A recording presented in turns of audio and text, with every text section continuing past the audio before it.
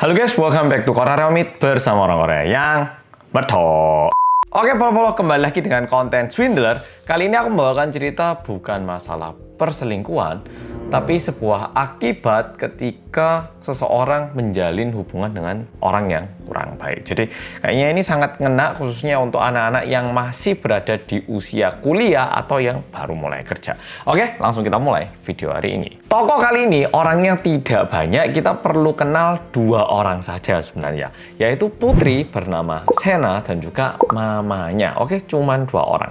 Nah, ceritanya kayak gini.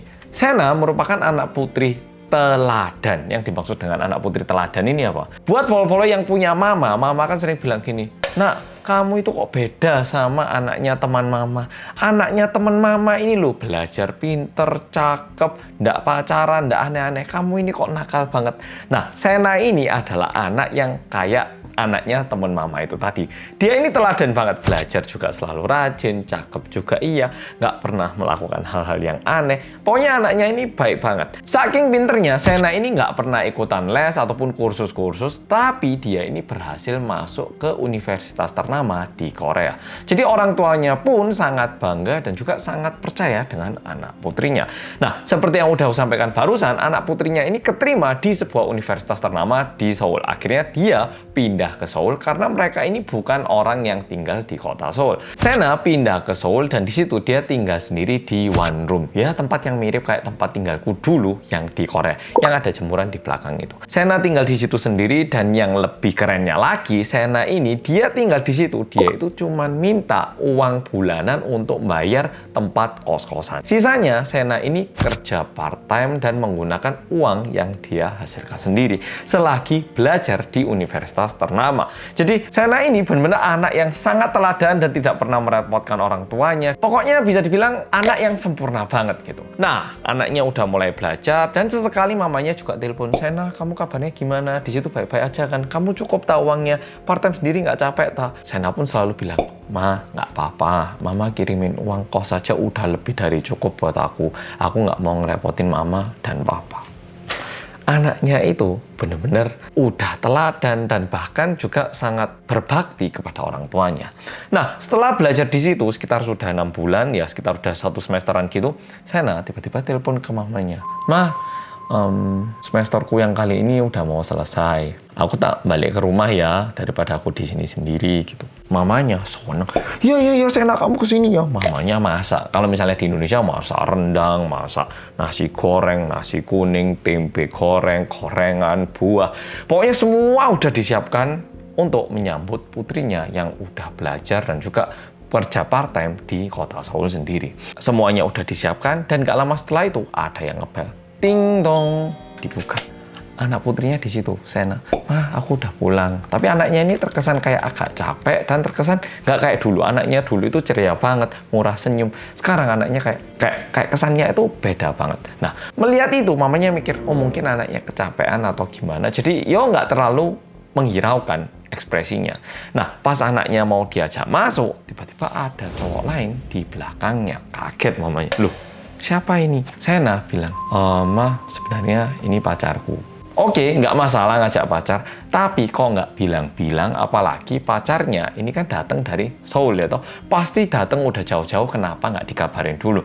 Kalau misalnya mamanya tahu, mungkin makannya juga disiapkan lebih banyak, ataupun paling nggak, meskipun makanannya banyak, bukan masalah jumlah makanannya, tapi mamanya nggak siap secara mental aja gitu. Tapi karena nggak masalah, Sena dan juga pacarnya disuruh masuk, duduk. Nah, sambil makan, mereka ngomong, "Sena, kamu itu kalau ngajak pacar kan ya mama harusnya dibilangi biar mama itu ndak kaget. Mama sama papa kan ndak siap ini." "Ya ndak apa-apa, pacarnya udah kamu ajak, dikenalin ke mama papa, ndak apa-apa, mama papa ini seneng. Tapi kan ya harusnya kamu bilang ya toh." Nah, terus pacarnya bilang, "Oh maaf tante, ya mohon maaf saya agak dadakan juga. Ini perkenalkan saya pacarnya Sena, saya usia 25 tahun. Kondisinya waktu itu Sena berusia 20 tahun, sedangkan pacarnya ini berusia 25 tahun. Setelah pacarnya ini memperkenalkan diri, mamanya bilang, "Oh ya nggak apa-apa. Ya ini ya makan." Nah, dagingnya taruh sini, ini kasih, pokoknya semuanya disuruh makan.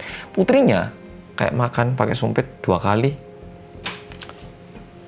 Kayak nggak makan gini. Mamanya bingung, padahal ini makanan favorit anak putrinya. Terus mamanya tanya, "Loh, kamu kenapa? Kok nggak nafsu makan, kenapa? Sakit tak?" Apa? Nggak enak tak asin tak apa? Yang nggak panas tak mau dipanasin tak? Nah mamanya tanya gini. Dan di situ putrinya menyampaikan satu pesan yang tidak kita bayangkan.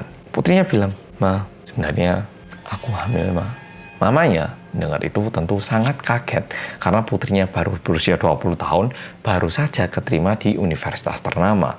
Yang seharusnya masa depannya ini bisa lebih tertata menjadi sedikit kacau. Nah, akhirnya mamanya ini ngajak Sena masuk ke kamar untuk ngomong berdua. Meskipun mamanya itu nggak pingin anaknya ini harus melewati prosedur yang susah, tapi membayangkan kalau melahirkan anak di usia 20 dalam kondisi seperti ini, hidupnya itu kedepannya bakal kayak agak kacau balau gitu.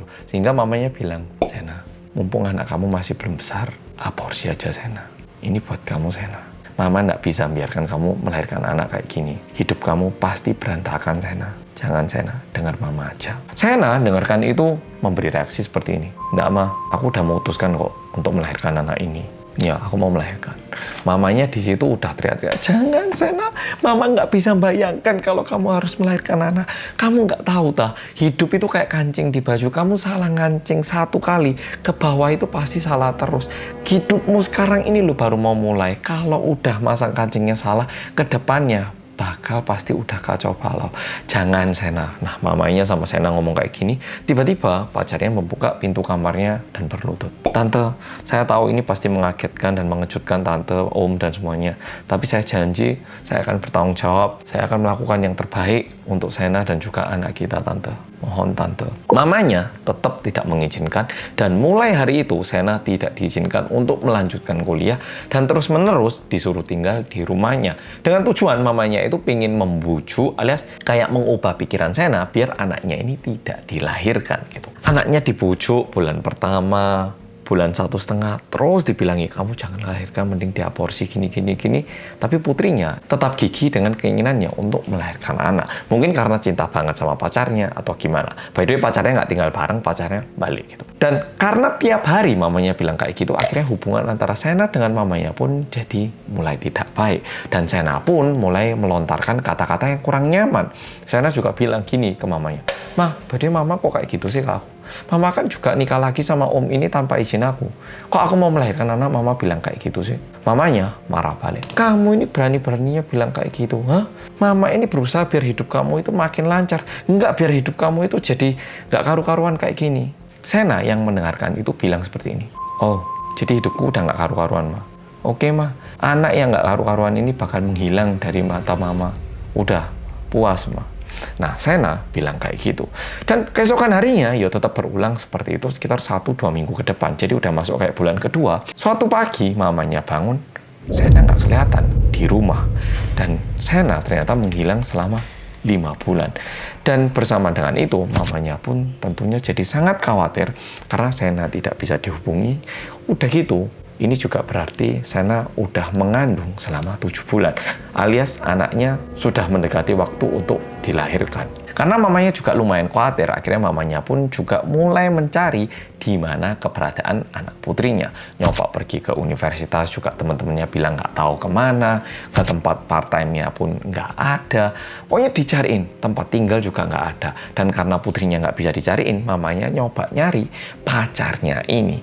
Nah, coba dicari. Jadi pacarnya sama Sena ini ternyata jadi kenal di tempat part-time. Nyoba ke tempat part-time-nya, tanya ke bosnya, ada nggak informasi berhubungan tentang pacarnya ini, entah tempat tinggalnya ataupun jurusannya atau informasi apapun gitu.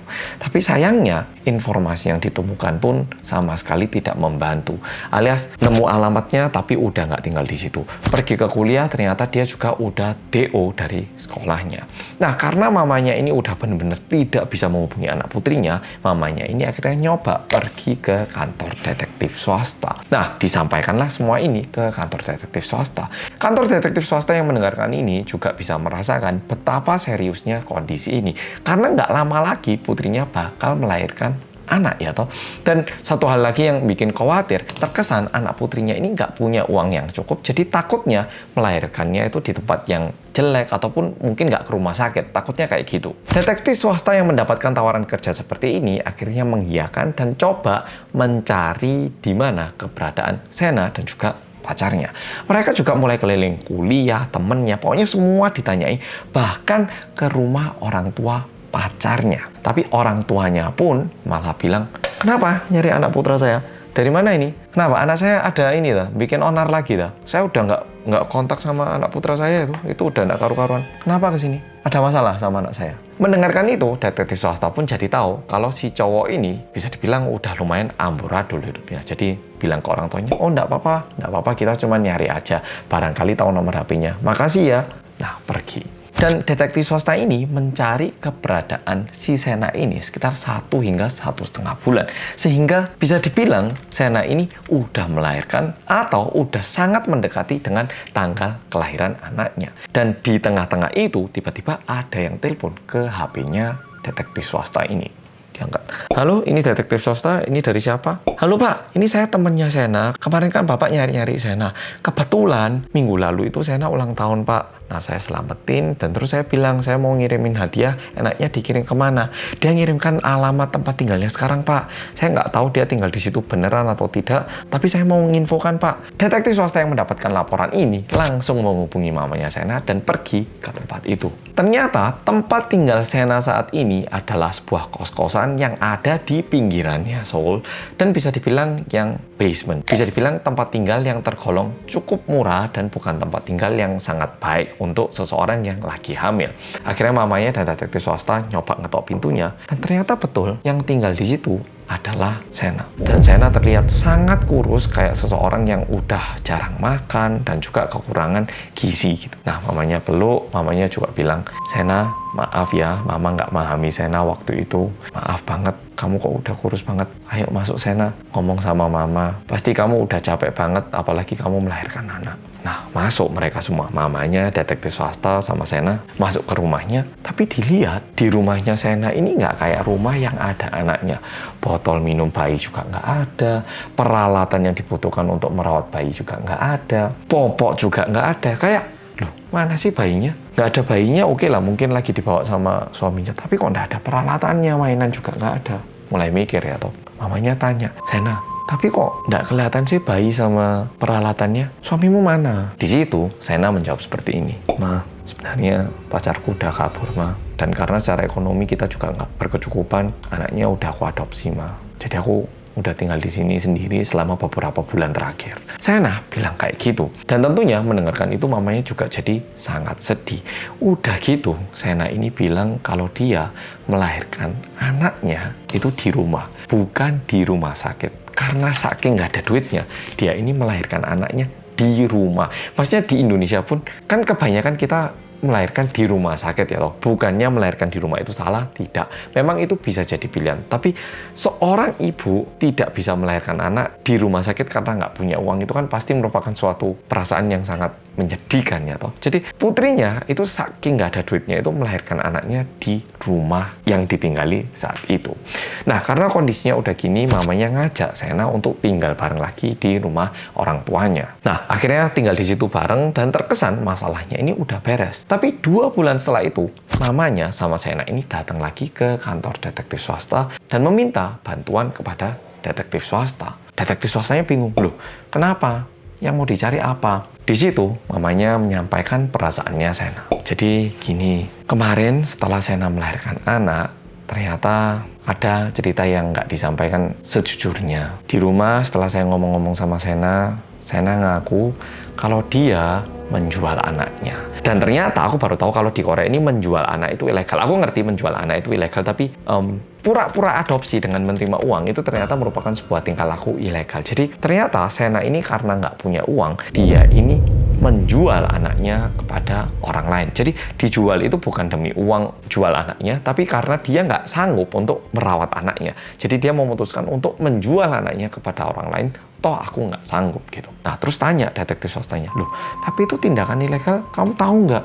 Terus kamu jualnya kemana? Nah, ternyata yang terjadi adalah di saat Sena ini hamil dan udah nggak ada uang, suaminya juga nggak ada di sebelahnya. Dan kalau ada yang tanya kenapa suaminya nggak ada di sebelahnya, suaminya ini ternyata kecanduan untuk taruhan di kripto. Nah, kenapa aku bilangnya taruhan? Kalau seseorang beli Bitcoin ataupun cryptocurrency setelah belajar dan juga menggunakan uang yang nggak terlalu dibutuhkan dalam waktu dekat, itu bisa dibilang investasi. Tapi pacarnya ini kayak uang yang seharusnya digunakan untuk sebagai uang makan besok, ini digunakan untuk taruhan di kripto. Ini naik atau turunnya? Maksudnya benar-benar bukan investasi lagi, tapi benar-benar udah kayak taruhan. Dan ternyata pacarnya ini terus-menerus rugi. Bahkan uang yang seharusnya digunakan untuk biaya rumah sakit ini juga digunakan untuk taruhan di kripto dan kehilangan semua uangnya. Dan karena ini bikin mereka berantem, akhirnya cowoknya juga melarikan diri. Dan setelah itu, Sena sama pacarnya pun jadi lost kontak. Dan karena waktu itu Sena kondisinya hamil, dia nggak bisa kerja, nggak bisa gimana. Dia coba mencari kayak salah satu grup, kayak di Facebook gitu, komunitas cewek usia 20-an yang hamil gitu. Yang maksudnya yang MBA gitu. Nah, di situ ternyata banyak banget orang-orang yang juga sharing cerita. Di situ, Sena juga menuliskan ceritanya. Dia ini cewek usia segini, yang kondisinya seperti ini, sekarang udah hamil bulan ke-9, tapi nggak tahu harus gimana gitu. Nah, dituliskan di situ. Dan nggak lama setelah itu, ada yang komen dan bilang, halo user ini, mungkin saya bisa memberi bantuan, boleh nggak saya hubungin? Nah, dari situ, Sena ini mulai kenal dengan sebuah pasangan dari grup Facebook. Bukan Facebook, tapi aku untuk mempermudah pemahaman aja bilangnya Facebook. Nah, akhirnya Sena ketemu dengan pasangan yang menghubungi dirinya melalui Facebook.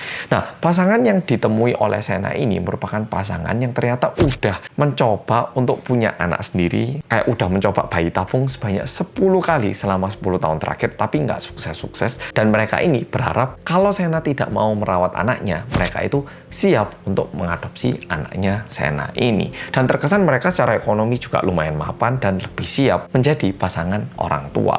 Sehingga melihat itu, Sena juga kondisinya nggak gimana. Akhirnya Sena pun mengiyakan dan menandatangani kontrak untuk menyerahkan anaknya kepada pasangan suami istri yang udah mencoba punya anak selama 10 tahun terakhir ini. Nah, masalahnya setelah ini semua, Sena ini ngerasa kayak dia ini bersalah kepada anaknya dan pingin bisa ketemu anaknya lagi. Ya biasalah ya, seorang ibu udah melahirkan anak, diadopsikan ataupun diberikan kepada orang lain, tapi dipikir-pikir masih terbayang-bayang gitu. Nah, sehingga Sena ini berharap bisa ketemu ataupun bisa membawa pulang anaknya kembali meskipun udah diadopsi gitu. Tapi masalahnya, karena Sena ini melahirkan anaknya di rumah, tidak ada dokumen resmi yang tertulis berhubungan dengan anaknya. Kalau misalnya gini, kalau di Korea seseorang melahirkan anak di rumah sakit, ini pasti terdaftar sebagai anaknya si ibu ini. Dan meskipun anaknya ini belum didaftarkan di kantor pemerintahan, ada satu orang bayi yang pernah lahir di perempuan yang bernama Sena gitu. Nah, ini pasti terdaftar, dan meskipun ini nantinya diadopsi ataupun gimana, ada satu dokumen yang bisa kayak kita lacak kembali. Tapi kalau dilahirkannya di rumah, nggak ada yang menuliskan dokumen itu, sehingga kita benar-benar nggak bisa melacak kemana ini anak dan apakah betul anak ini merupakan anak yang dilahirkan Sena. Jadi benar-benar kayak lost kontak gitu. Nah, tapi nggak apa-apa, detektif swasta bilang, baik, ini coba kami usahakan, tapi kita nggak bisa menjamin karena tidak ada dokumen yang bisa kita lacak dan kita pun nggak tahu gimana penampilan ataupun anaknya ini mukanya kayak apa, kita nggak tahu, tapi coba kita usahakan. Dan waktu berlalu sekitar 1-2 bulan. Detektif swasta ini mulai nyariin pasangan yang dimaksud oleh Sena. Dan ternyata detektif swasta ini berhasil nemu dan coba ngikuti gerak-gerik mereka. Tapi anehnya, tiap kali pasangan ini keluar rumah ataupun pergi kemana, mereka itu nggak pernah bawa anak, bahkan di mobilnya itu tidak ada car seat bayi. Medeni itu. Dan yang menarik, saat detektif swasta ini mengikuti gerak-gerik pasangan ini ternyata hampir setiap 3 hari bertemu dengan cewek-cewek yang kondisinya mirip kayak Sena, yang hamil tapi mereka nggak sanggup untuk merawat anaknya. Dan pasangan ini selalu bilang kalau mereka ini merupakan pasangan yang pingin punya anak dan udah coba untuk bikin anak selama 10 tahun terakhir, tapi nggak bisa dapat dan berharap bisa merawat anak yang mau dilahirkan sama cewek-cewek muda ini. Jadi terkesan kayak orang-orang yang membeli ataupun mencari bayi-bayi yang dilahirkan dan mau diadopsikan kepada orang lain. Nah, karena ini terkesan aneh, akhirnya detektif swasta nyoba ngikutin gerak-gerik mereka dan ternyata mereka ini merupakan broker bayi. Nah, broker bayi ini apa? Aku juga baru tahu dari konten ini. Jadi kalau ada seorang cewek muda yang melahirkan anak, kan paling nggak kita tahu ya toh anaknya ini sehat atau tidak. Karena pemerintah Korea pun memfasilitasi cek-cek gratis yang bisa ngecek kalau anaknya ini ada Down syndrome nggak, anaknya ini sehat nggak, ada penyakit yang diakibatkan kesalahan DNA tidak. Nah, kayak gini ini kan dicek ya toh. Dan anak-anak yang sehat ini informasinya mereka catat dan mereka jual kepada orang-orang yang benar-benar pingin punya anak tapi nggak bisa punya anak. Jadi kepada cewek-cewek muda yang kondisinya susah kayak gini dibilang ya udah kita kasih 1 juta won ya. Nah, kasih 1 juta won tapi anak-anaknya ini dituliskan kayak data di Tokopedia, lalu pergi ke orang-orang yang pengen punya anak bilang ini kita punya anak grade-nya grade A, mamanya juga pinter, mamanya cantik, ini foto mamanya. Kalau ini kita bisa jual harga 7 juta untuk depositnya, lalu sisanya 30 juta. Mau ndak? Kalau ndak mau ndak apa-apa, ini banyak kok pasangan lain yang mau. Udah gitu mamanya juga memiliki pendidikan yang tinggi, anaknya juga harusnya pinter ini. Dan kalau kita lihat ini cowok ya, jadi sekarang ini agak susah bayi cowok. Jadi ternyata mereka ini merupakan broker yang berpura-pura menjadi pasangan yang ingin punya anak kepada cewek-cewek muda yang nggak punya uang gitu. Nah, setelah mereka beli, mereka jual. Dan yang lebih menyeramkan lagi, mereka ini sangat sistematis. Bahkan alasan kenapa Sena melahirkan anaknya di rumah karena brokernya ini adalah orang-orang yang menawarkan untuk membantu Sena melahirkan anak di rumahnya. Jadi brokernya ini pun tahu kalau ini anak dilahirkan di rumah sakit nanti secara surat menyurat akan menjadi masalah, sehingga brokernya ini membujuk cewek-cewek muda agar mereka melahirkan di rumah ya ataupun di tempat tinggal mereka, lalu anaknya ini langsung dibawa dan langsung dijual kepada orang-orang yang pengen punya anak. Sehingga secara surat menyurat pun suratnya ini bersih banget. Dan sebenarnya yang melakukan tindak ilegal itu bukan cuma brokernya, tapi juga yang menjual dan juga yang membeli. Sehingga kalau misalnya si Sena ini ingin mencari tahu keberadaan anaknya, dia pun nantinya bisa mendapatkan hukuman. Karena untuk mencari tahu keberadaan anaknya, mereka ini perlu melaporkan brokernya ini ke polisi, dan setelah polisi melakukan pemeriksaan, nanti kalau udah ada datanya, pembelinya siapa, baru bisa cari tahu keberadaan anaknya Sena ya toh.